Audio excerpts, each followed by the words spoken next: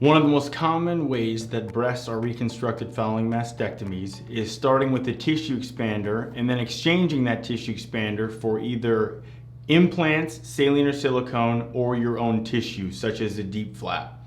So what a tissue expander is it's a device. Here's a tissue expander right here.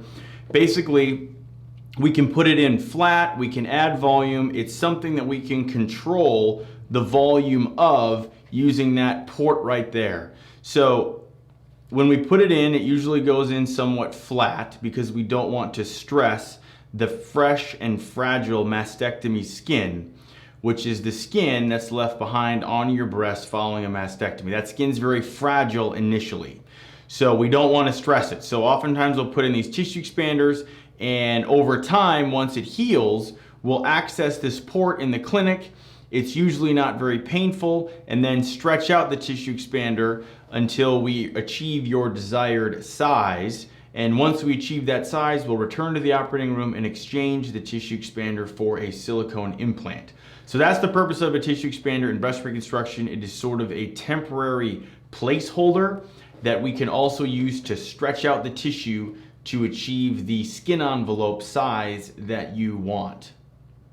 How tissue expander breast reconstruction is performed: if it's an immediate reconstruction, which is generally the situation where tissue expanders are used, you'd be marked before surgery by myself. I'll mark you up. The general surgeons will perform the mastectomy per those markings.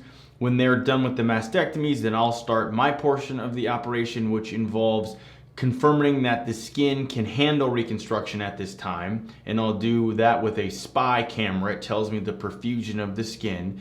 If the skin looks good enough to proceed with reconstruction, then I will place one of these in the mastectomy defect, or the space left behind after your breast is removed.